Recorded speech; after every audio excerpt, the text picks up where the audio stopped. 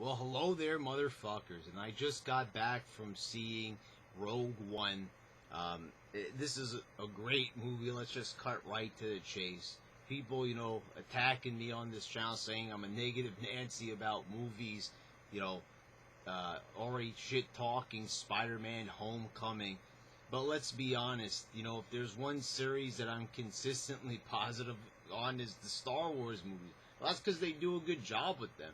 And I'm legitimately happy with the way Disney is handling things. Force Awakens was a great movie. People are already knocking it, saying that it's just a New Hope ripoff. I mean, the Star Wars fans cannot be satisfied.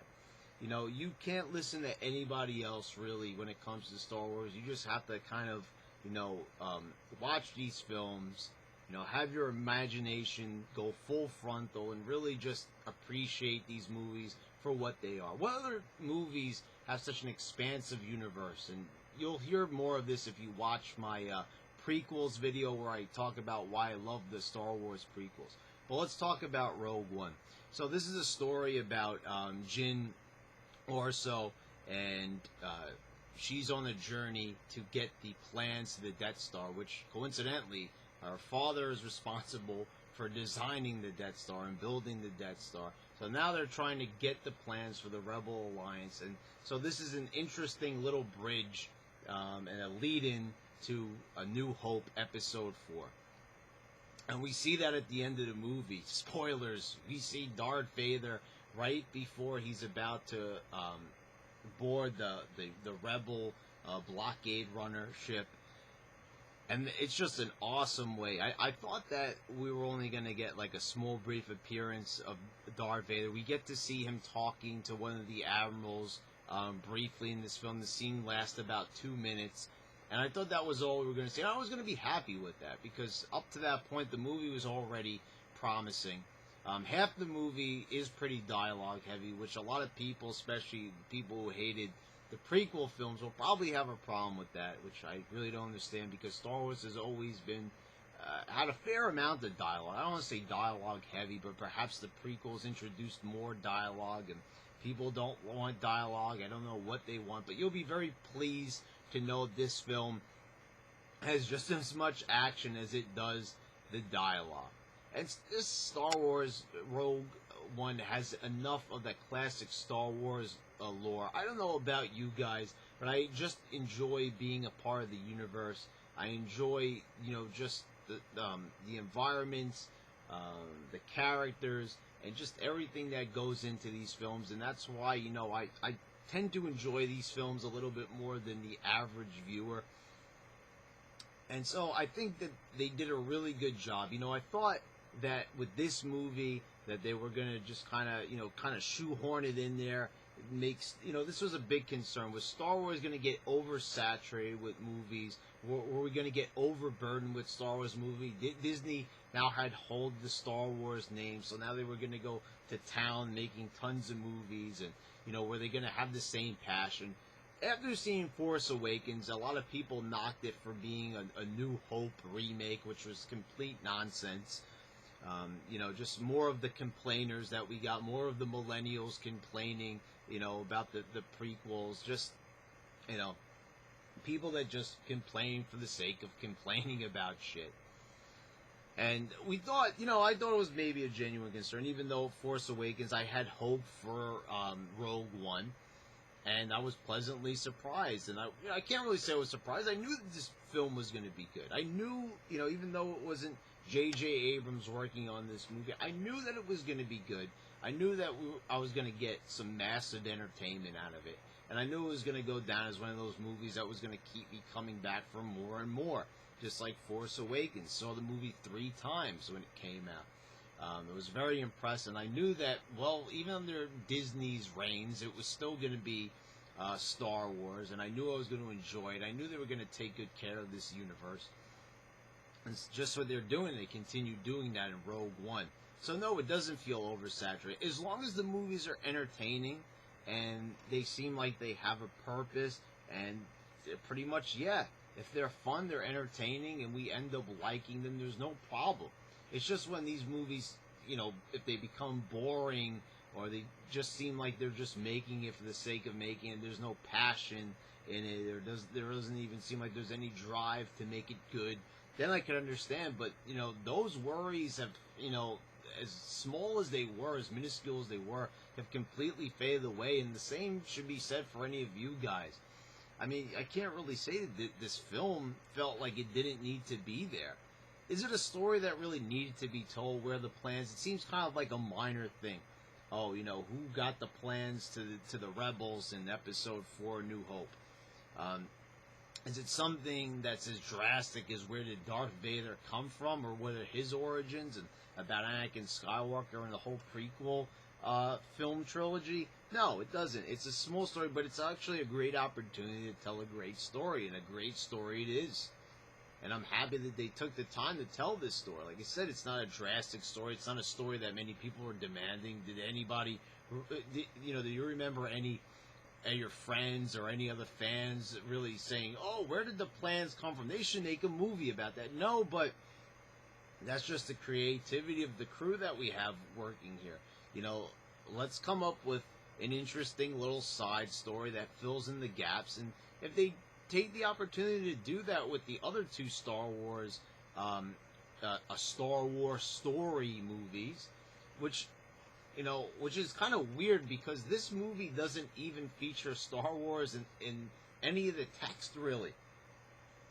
Really only kind of, I think, at the end of the movie, but, they do the whole Lucasfilm thing in the beginning, and you kind of expect that you're going to get the classic explosion, of Star Wars, duh, and it just doesn't come.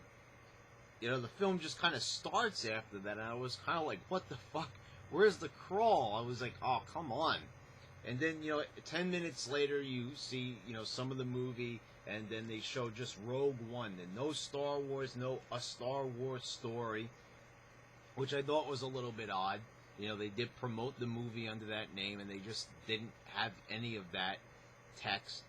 Thought it was interesting, but, it's just a really minor complaint. I mean, that's just nitpicking. But it would be interesting if, we could have had Star Wars, and then it could say Rogue One, and just tell us a little bit about what's going on. What's Jin doing here? What are we about to see?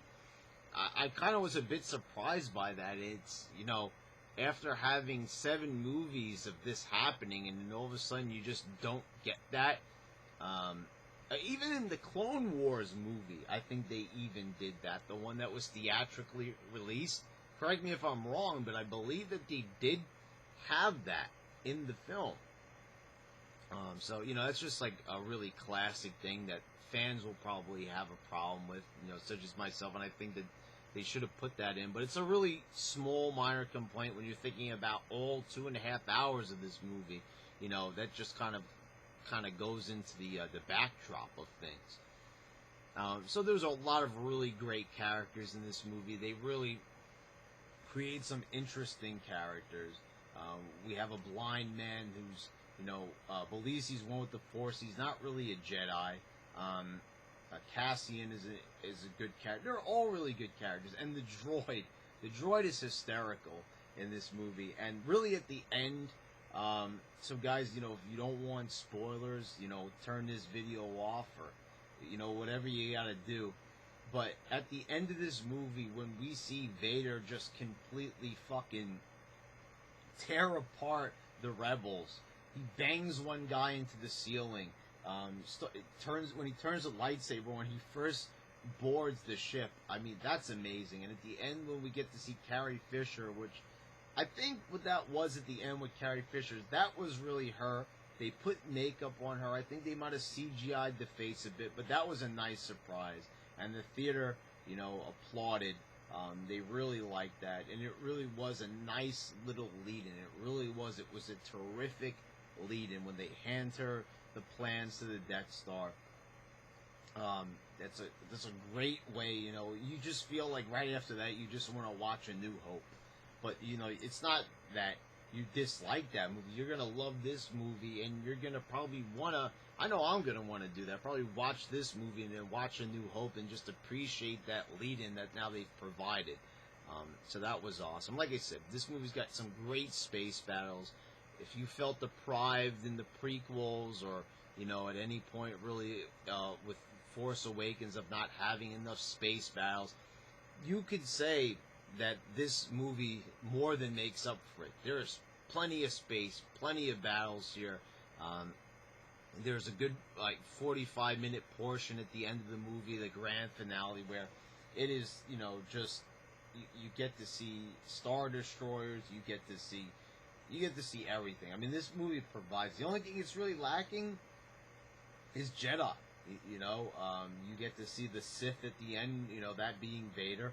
But, it's a ragtag group of rebels against the Empire, and they feel kind of like they're a bit understaffed, which has always been the case. The rebels have always been at a disadvantage in fewer numbers. But they did a really marvelous job with this fucking film.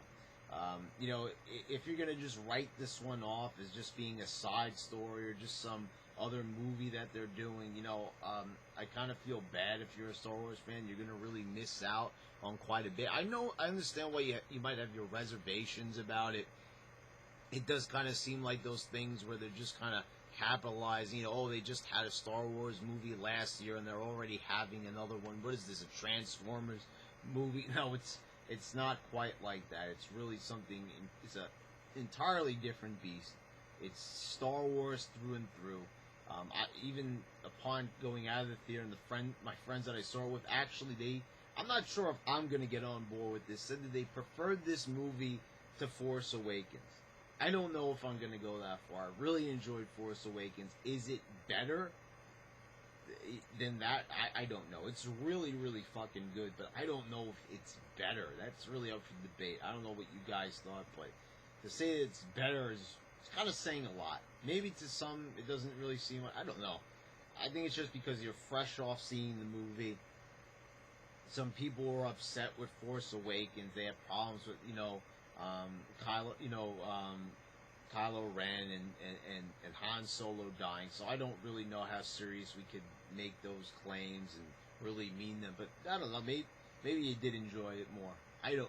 I can't really say that. I'd say that this was an excellent film. So was Force Awakens. But to say it's better, I'm not sure I'm ready to commit to that. Anyway, guys, perhaps I'll do some more videos on this film when I can think of more things to say about it. But for right now, that's going to be my review for now. A definite recommendation. I'm pretty sure that most people are going to see this. Certain people might sit at home because they might feel that maybe it's just bullshit and it's just another little movie that they're throwing in there for the, just to make a quick buck. But it really is not. It's a great film, and it's definitely a very, very welcomed addition to the Star Wars saga.